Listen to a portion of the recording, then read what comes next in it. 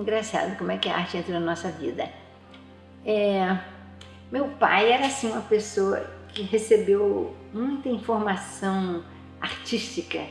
Então meu avô tinha uma coleção incrível de, sabe, peças especiais, que meu pai conviveu com isso. Meu pai gostava das coisas bonitas, artísticas, nesse campo das artes visuais, né? E pelo lado da minha mãe, o meu avô, Serafim Caminha da Fontoura, ele era tenente do exército, mas ele gostava de fazer, você não acredita o quê? Teatro de bonecos. Ele fazia teatro de bonecos, sabe como ele fazia? Abria a porta da casa, botava um pauzinho ali, uma coisa, e fazia uma empanada na porta da casa. E as pessoas assistiam de fora, e ele fazia teatro de bonecos. E eu acho que esse lado aí do teatro foi daí que eu herdei, né? Porque minha mãe era muito engraçada. Mamãe era uma artista nata, entendeu? Tudo dela era assim, exagerado. E meu pai era mais assim, contido, sabe? Era muito culto, muita coisa. E a mamãe tinha umas coisas incríveis, né? E meu pai dizia, que é isso, Celina? Que é isso, Celina? Que a mamãe pegava assim. Benditos peitos que te amamentaram, dizia pra gente, sabe? Ó ventre abençoado que botou 6 filhos no mundo, sabe? Ela era assim, papai, que isso, Celina? Para com isso. Ele não gostava desse exagero. Mamãe não tinha papas na língua, se enfeitava, botava uma coisa no cabelo e saía, sabe? Representando para nós mesmos, né? Quando ela ficou idosa, assim, já estava com 65 anos, ela queria entrar para a escola de teatro. E ela ficou tão triste, muito triste, porque ela não conseguiu entrar para a escola de teatro. Aí a Laís teve uma ideia, sabe? Ô mamãe, a Escolinha de Arte do Brasil é um lugar onde todas as pessoas são aceitas. Você vai ser muito bem aceita lá. Laís dava aula de estilo e dava aula de atividades artísticas para os jovens. Mamãe foi ser aluna do Orlando da Silva, fazendo gravura em metal, uma coisa bem complicada, uma técnica difícil, porque a mamãe adorava desenhar. Então ela tinha cadernos e cadernos e cadernos. Meus escritos, ela dizia, meus escritos.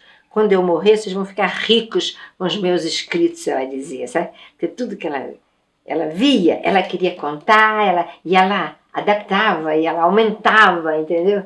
Não era exatamente a realidade, ela partia, assim, ela criava, né, quando ela fazia. Os desenhos dela eram incríveis, sabe?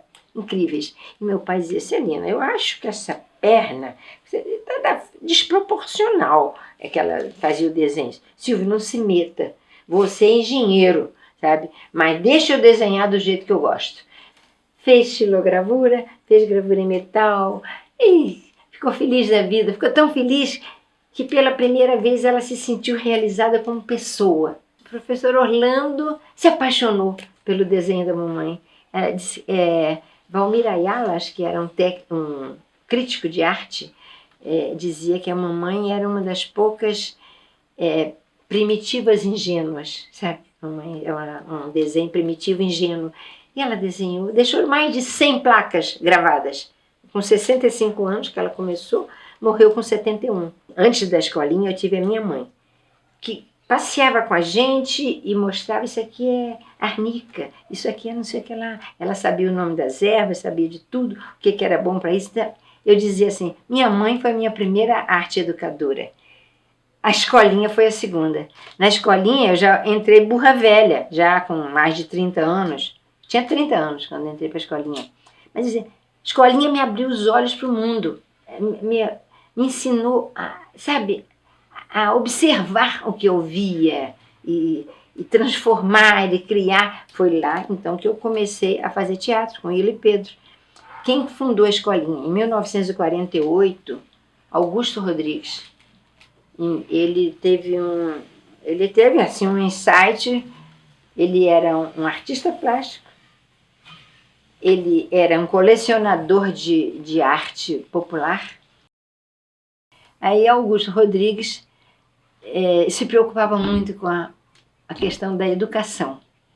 Como é que as crianças... Por que que uma exposição de crianças brasileiras foi rejeitada numa exposição inglesa de crianças? Era uma exposição para escolas.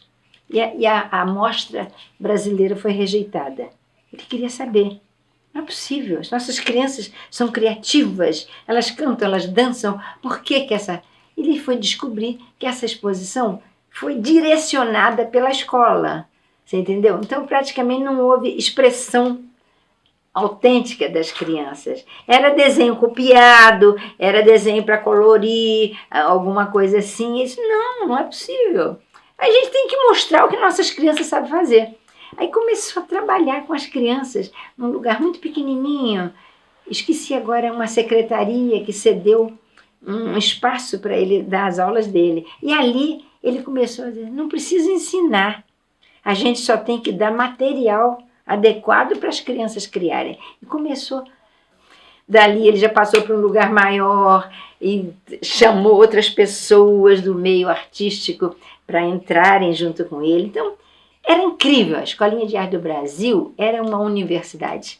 Porque ali eu convivi com pessoas. Eu entrei para a escolinha já burra velha, como eu falei, com 30 anos, para fazer um curso intensivo de arte na educação, que foi Laís que me incentivou. Laís Cecília. A escola normal não prepara a gente para a vida, não prepara para a sala de aula. Da técnicas e da pedagogia, da metodologia, mas você tem que vivenciar. Então, o Augusto dizia muito isso. O que você faz, você aprende. E, sabe, tinha até acho que era um provérbio chinês que costumavam dizer muito assim, eu ouvi, esqueci. Eu vi, gravei. Eu fiz, aprendi. Entende? Que é uma coisa assim do fazer. Então as crianças na escolinha, desde pequenininha, 4, 5 anos, já recebiam um martelo de... Não é martelinho de mentira, não. Era martelo de verdade, chave de fenda de verdade, madeira para serrar, tudo isso. E a gente só ajudava essas crianças. Tanto que, algum tempo depois, foi antes de eu entrar na escolinha, isso aconteceu, uma mostra de desenhos das crianças, de pinturas da Escolinha de Arte do Brasil, entrou numa exposição internacional e foi apreciadíssima, essa coisa toda, que foi com Augusto que começou essa história da escolinha. Ali a gente convivia com toda sorte de ensino, de convivências, psicólogos, médicos, mímicos, artistas, mamulengueiros como Hilo e Pedro, que chegaram lá, aportaram na escolinha e Augusto recebeu de braços abertos. Vem pra cá, vem trabalhar aqui. E foi lá que eu comecei a fazer, então, curso de teatro de bonecos com Hilo e Pedro. Depois, dali, parti para fazer parte do grupo deles, que chamava Teatro de Bonecos de Hilo e Pedro. Aí fomos viajar pelo Brasil, viajar por todo canto, levando os bonecos que a gente mesmo fazia, que eu aprendi a fazer com eles, né? Mas eles eram realmente artistas do boneco, uma maravilha. Então, você queria que eu falasse da Escolinha de Arte do Brasil? Essa é a minha visão de escolinha. Augusto Rodrigues e uma grande educadora pernambucana também, Noêmia Varela, que foi a diretora dessa escola durante muitos anos, e um grupo de pessoas, sabe? Dessas pessoas, por exemplo, Noel Núteus era um médico que se dedicou à causa indígena. A gente tinha aula com Noel Núteus, psicólogas, Leia Kaufmann, agora eu quero lembrar, um mímico francês famosíssimo, que veio dar aula pra gente, educadores ingleses que vinham e davam aula na escolinha. Então a gente convivia, musicistas, músicos, muitos músicos. Cecília Conde era uma paixão do Augusto Rodrigues nesse sentido. A escolinha tem que ter música, a escolinha tem que ter música. Então ele trazia, vamos aprender a brincar com as crianças, com as músicas brasileiras, com as brincadeiras do Nordeste, as brincadeiras do Sul, as danças do Sul. Então era um universo aquela escolinha. Eu ali, como eu disse, a escolinha abriu meus olhos para o mundo, sabe?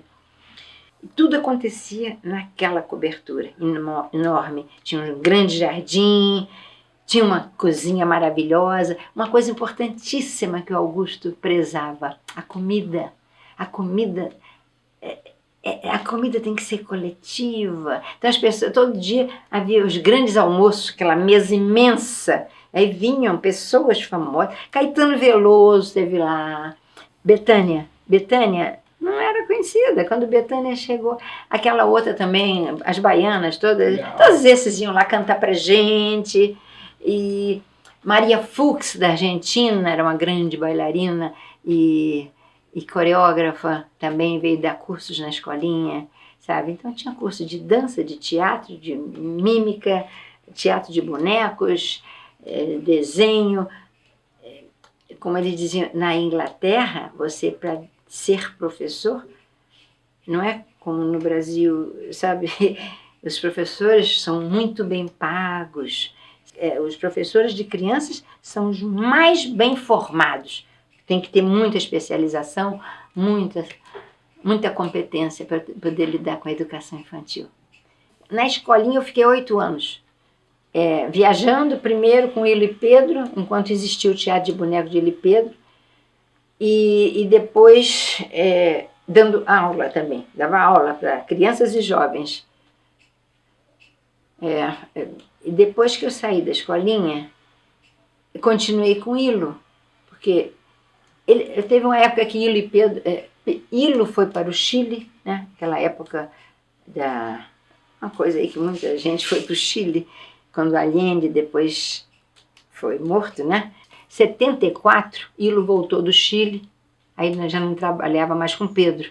Antes eram os dois que trabalhavam. Depois foi Hilo que criou um grupo de teatro, que primeiro era do Hilo, que depois tomou o nome de Vento Forte. E eu fazia parte desse grupo. O primeiro espetáculo que eu fiz com o Hilo foi um teatro de mãos. Teatro de mãos. A história de um barquinho, o texto do Hilo. E ele chamava pessoas que tinham participado dos cursos de arte na educação, que sabiam música folclórica, então vamos colocar folclore brasileiro na história do barquinho. Então tinha maracatu, tinha 5 pessoas que eram do grupo do Hilo, saíram do Vento Forte e criaram o Grupo Ombu. Eu fui uma delas. Beto Coimbra, Tarcísio Ortiz, Sérgio Fidalga, Regina Linhares e Silvia Adele. Aí nós criamos esse grupo, conjunto, sabe? Nós fazíamos tudo, escrevíamos o texto, a música, o cenário, nós mesmo que vendíamos os espetáculos. Depois isso foi crescendo, se modificando, pedindo patrocínio da Funarte, patrocínio de não sei quem, do Banco Nacional. E aí a gente foi crescendo. O Grupo Ombu trabalhou junto 30 anos. 30 anos nós trabalhamos juntos. E o Hilo em São Paulo. Mas continuamos amigos. Chamamos o Hilo para reapresentar História de Lenços e Ventos no Rio, anos depois, em 1990, com o Grupo Ombu e mais outros convidados, no Teatro Cacilda Becker. Olhos d'Água, através da Laís. Que a Laís, ela se casou com um português, o Armando, e quando veio de Portugal, descobriram que aqui perto de Brasília tinha esse lugar, que era um lugar muito bonito, e eles encontraram esse canto aí que eles queriam comprar essa terra. Laís só falava em olhos d'água, sabe? Olhos d'água, maravilha, que aquilo ali é um paraíso, as pessoas têm uma capacidade, e as pessoas muito reservadas, medrosas. Assim. Mas que lindo, que boneca, como é que você faz isso, meu Deus? É com bucha, meu Deus, que coisa linda. E tinha o homem dos passarinhos, como era? Sebastião? Vicente, que fazia os pássaros. Então Laís ficava, meu Deus, que coisa linda, queria conversar. Vocês têm que fazer, vocês têm que expor, isso é uma riqueza. E Brasília começando. As pessoas daqui ficavam assim, beleza, olha aqueles plásticos, não sei o que lá, os Tupperware, não sei o que lá. Mas isso que vocês fazem, isso é um valor maravilhoso. Vocês pode? Isso tem muito mais valor do que uma vasilha de plástico, sabe? Então ela quis saber a história. Por que essas pessoas eram tão reservadas? Por exemplo, ela conheceu Maria Lima. Maria Lima era a avó da Fatinha, né? Era a avó da Fatinha, que era parteira. Laís conversava muito com Maria Lima, Dona Vilu, que fazia as moringas em forma de mulher, né? Aquelas moringas barrigudinhas, que até Barja chamava Laís de Dona Moringa. Que a Laís era vidrada numa moringa, não podia ver uma moringa que ela queria comprar as moringas da Vilu. Ela fez um poema para Vilu, um retrato de Vilu, que é a coisa mais linda. Eu não sei cadê essa revista que eu tinha. Era uma revista de arte e educação da Escolinha de Arte do Brasil, que ela sempre manteve contato com a escolinha, com os projetos de arte e educação do Brasil, daqui. Era um município, Olhos d'Água era um município, que depois passou a ser distrito de Alexandre, né? Então tudo isso ela queria saber, então ela começou a promover essa coisa que deu na feira de troca, né? Que ela achava que as pessoas tinham que prezar e valorizar aquela arte que existia nesse lugar, que para ela era uma coisa fantástica. Colecionava, comprava, incentivava, sabe? Foi assim que surgiu Olhos d'Água na vida dela. Então, assim, eu aprendi muito com a Laís. Eu oro pela Laís todos os dias eu oro por ela. E, assim, agradecimento, né? E foram muitos anos com ela. Eu aprendi bastante com a Laís, bastante. Por isso que hoje eu cuido da casa, a gente cuida, as meninas cuidam da casa, do quintal, o Ronan cuida do quintal, todo o terreno, em agradecimento a ela. Quando ela faleceu, no dia que ela faleceu, eu estava sozinha aqui nessa casa, no quarto dela, e eu senti um cheiro de rosa assim, que não tinha rosa. Não tem rosa aqui, vocês estão vendo alguma rosa? Não tem. E eu senti um cheiro de rosa assim maravilhoso. Só que depois a notícia não foi maravilhosa, né? Ela gostava de rosa. Ela gostava de rosa, ela amava flores. Queria agradar a Laís, era alguém levasse uma flor para ela e entregasse. A Laís, para falar dela, gente, eu falo uma coisa para vocês, se for um ano não daria para falar tudo. Porque uma pessoa daquela, eu acho que não existe. Um coração tão bom. Essa aqui é a irmã dela, como disse, eu acho que é a mesma coisa, né? Pouco que a gente convive, a gente vê como ela é. E a Laís era uma irmã, uma amiga, um porto seguro. Olhos d'Água é o que é hoje por causa da Laís. Por causa da Laís. Principalmente essa feira do troca, que ela que trouxe para cá essa feira do troca. Antigamente você via gente descalço, gente rasgada, gente remendada, aquelas roupas remendadas. Agora, depois da feira do troca, ninguém vê mais isso, né, gente? Não é verdade, senhora? Ninguém vê mais isso. Porque tem a feira do troca, as pessoas arrumam qualquer coisa assim, vão trocando por roupa, calçada, essas coisas, artesanatos, essas coisas da roça eles trazem para trocar por roupa, e então todo mundo anda bem vestido, bem calçado. Ah, bom, a poesia entrou na minha vida, eu não sei, foi através da Laís mesmo. Porque ela me dava o tema, né? Eu trabalhava em cima daquele tema. Eu faço a poesia. Ela te estimulava a fazer poesia? Isso, ela me dava os temas. É? Né? Aí, em cima daquele tema, eu trabalhava e saía uma poesia. E, inclusive, eu continuei. Depois que ela se foi, eu não gosto de falar, a palavra morreu, mas tudo bem. Depois que ela se foi, aí eu parei com o livro. Eu falei, não. Era um sonho, meu sonho da Laís, mas Deus não quis, tudo bem. Aí agora foi que... Agora ressurgiu. Eu acho que ressurgiu, né? Então, estou continuando, vou aproveitar essa oportunidade. Então, voltei a escrever novamente. Eu sou igual a Cora Coralina, escrevo à mão, né? Para falar de a Laís, eu digo e não me engano. A pessoa dela fazia e tinha muitos planos. A ausência da Laís levou meus dias risonhos. Sim, ela queria viver aqui, mas ter um poder aquisitivo para poder ajudar com projetos as outras pessoas dos outros municípios carentes. Igual era Olhos d'Água, Abadiânia, Pirinópolis, Corumbá, Laís vivia no mundo também, né? Vivia no mundo, mas o porto seguro dela era essa casa aqui. É engraçado que o nome da Laís, ela tinha até um orgulho disso, né? Que Laís quer dizer do povo, sabia?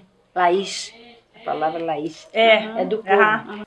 Eu acho que de todos os lugares que ela passava, Olhos d'Água era o xodó dela, né? Ela queria que as pessoas vivessem bem, felizes. Igual eu acho que ela está realizada. Ela está realizada sim, porque deixou um legado aí de artesãos que são maravilhosos e eles estão vivendo disso. Então, se ela tiver oportunidade, se Deus permitisse que ela visse, ela está rindo, sabe? Porque ela deixou um legado muito bom. Ela entrava mesmo assim, não, eu acho que você pode ir além dessa. Como eu falei no negócio da mãozinha da boneca. Sim, você hoje se você prestar atenção, você pode dar mais do que isso. Então ela ia assim, ela achava que o artesão podia crescer, podia aperfeiçoar a sua obra, sabe? Não, não fique assim não, porque você pode ir mais longe. Isso. Eu mesma aprendi muito com ela. A minha casa não tinha senhora, não ia pertinho. A gente conversava de uma para outra aqui. Direto, toda vez que ela vinha, ela ia almoçar lá na minha casa, e era aquela coisa, aquela maior amizade que a gente tinha, né? Ela achava assim, que as pessoas tinham que ter consciência do valor de seu trabalho. Ela dizia, isso tem um valor muito ela grande. Amava ensinar. Isso é muito importante. Você tem que, não pode se dela. deixar valorizar, trocar por qualquer coisa. Você tem que trocar por uma coisa que tem o valor da tua criação. Aí ela criou essa feira do troco para ajudar mesmo as pessoas. Porque ela ajudava as pessoas aqui de dentro, ajudava de fora das fazendas, né? Então ela criou essa feira do troco com isso. Tem muita gente que vive disso, que vive das disso. pessoas. Não espera o troca chegar para fazer sua troca, sua venda, não. Não sei, já pensei nisso. Casa de Laís, queria abrir isso como a Casa de Laís. Pensei em fazer daqui um ponto de cultura, né? Que poderia ser mantido ter uma verba especial para manutenção. Você sabe que isso tudo é tão difícil, politicamente falando, né? Você precisa de muito conhecimento, muita determinação e persistência para conseguir, sabe? E competência também. Mas é isso, então. Era assim a casa dos sonhos dela. Ela queria que aqui fosse o canto. Eu vou te mostrar a casa. Então, daí dá pra ver. Porque aqui ela queria muito um fogão de lenha. Então ela almejava na vida, era uma casa com fogão de lenha. Aí fez esse fogão de lenha, sabe? Essas coisas todas. O pai da Gilda ajudou muito a plantar essas árvores que tem aí, a bananeira, a mandioca. Então, sabe, é uma riqueza, sabe? Uma riqueza que eu não queria preservar, sabe? Foi coisa que ela lutou tanto para ter, sabe? Então, isso aqui eu amo, isso aqui, só que a minha vida foi para um lado que eu não consegui. A minha ideia era me aposentar e vir morar aqui em Olhos d'Água, sabe? E curtir essa casa. Mas depois as coisas mudaram, muitas coisas aconteceram e eu não tenho mais essa condição de fazer isso.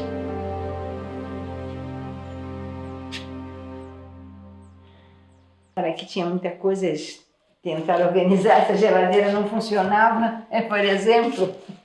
Então, eles criaram uma caixa de música. As meninas da Gilda ajudaram a pintar, vamos decorar a caixa de música. E aqui dentro, eles foram colocando tudo que eles foram encontrando relacionado com a música. Com a música e outras coisas mais, né? Ó, fita cassete, CDs, DVDs, long plays e por aí vai, sabe? Tudo isso foi organizado por eles. Aqui dentro dessa porta, aqui eles colocaram, vamos dizer, os prêmios da Laís. Tudo que ela reuniu de homenagens que recebeu, de medalhas, de comendas, sabe? Então, foram colocando tudo aqui, tá tudo aqui dentro. E eu fico pensando, sabe? Assim, eu queria muito destinar isso a um lugar certo, entendeu? Um lugar que pudesse preservar, que é a mesma coisa quando minha mãe morreu, minha mãe era gravadora, meu Deus, o que fazer com as placas de gravura da minha mãe? Então consegui, muitas placas foram para a Biblioteca Nacional, assim como eu queria que as coisas de Laís ficassem preservadas, sabe? Queria, Armando também, né? Grande parte das mobílias e das coisas, acho que eu guardei as comandas, você tem uma ideia do que existe por aí. Aqui são as comendas. Ela ia para esses congressos todos, em tudo quanto era parte do mundo, né? Especial essa minha irmã, certo? Comendas e medalhas. Então, juntou as coisas da Laís com as minhas coisas, cara. Tudo isso. Essas prateleiras que já estão vazias, você está vendo aí? É tudo que eu estou destinando para a biblioteca daqui de Olhos d'Água, entendeu? Essas caixas já todas já estão com os livros dentro, fui mais ou menos selecionando o que é de arte, o que é de ecologia. Depois eu parei de selecionar porque eu não vou dar conta disso. Tem coisa do Pará, da Paraíba, Ecomuseu do Cerrado, Arte e Educação, ali as cartas pessoais. É uma loucura, sabe? Álbuns de fotografia, alguns relacionados com o trabalho e outras fotografias pessoais. Tem até um álbum, deixa eu ver se é esse. Casamento de Laís, o álbum do casamento de Laís com Armando. É uma coisa de louco isso aqui. Eu estive lá nessa igreja onde Laís se casou agora, recentemente, há um mês atrás. Eu fui a Portugal e fui a Ourim. E lá eu fui visitar a igreja onde Laís se casou.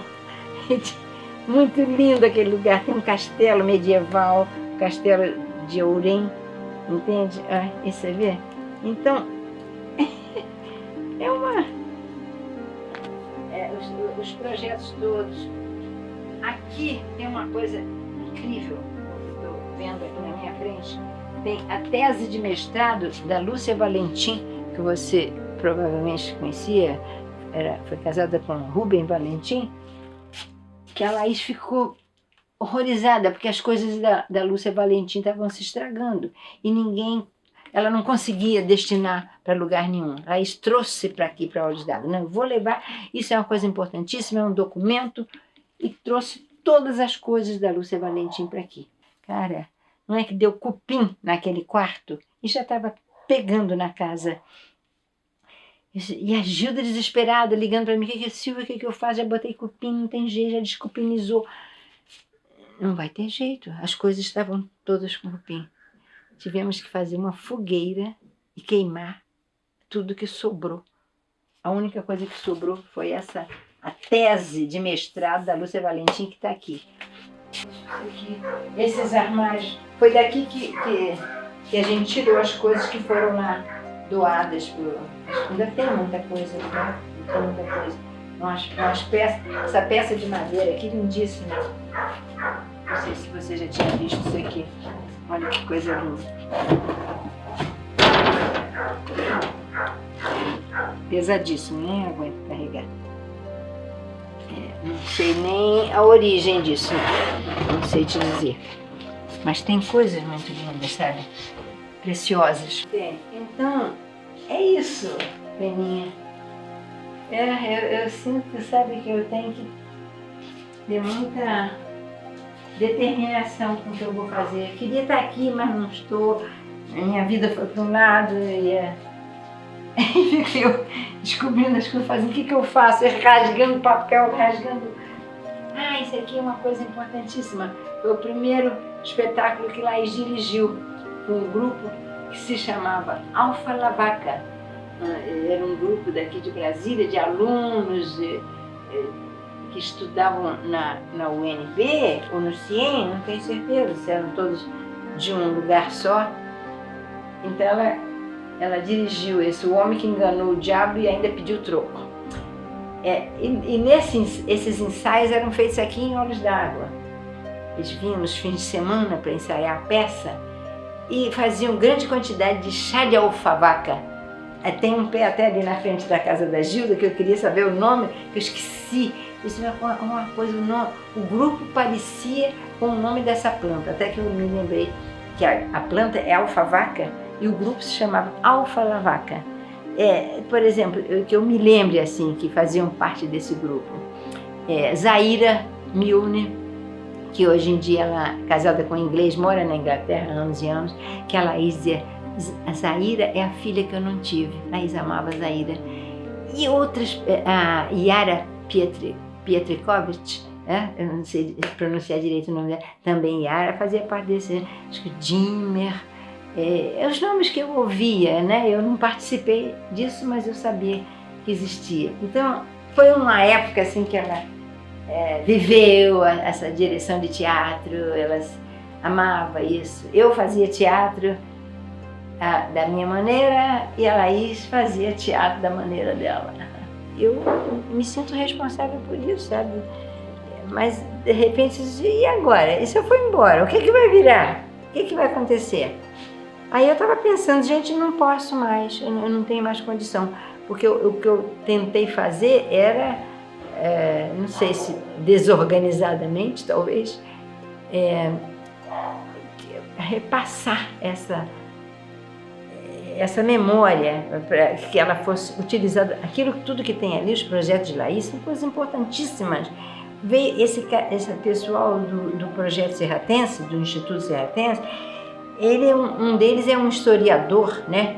Ele começou a pesquisar, a olhar as coisas, isso aqui é um material para um livro, isso aqui já tem um livro, é a história desse lugar, é a história de Olhos d'Água ligada à Alexânia, à cultura popular.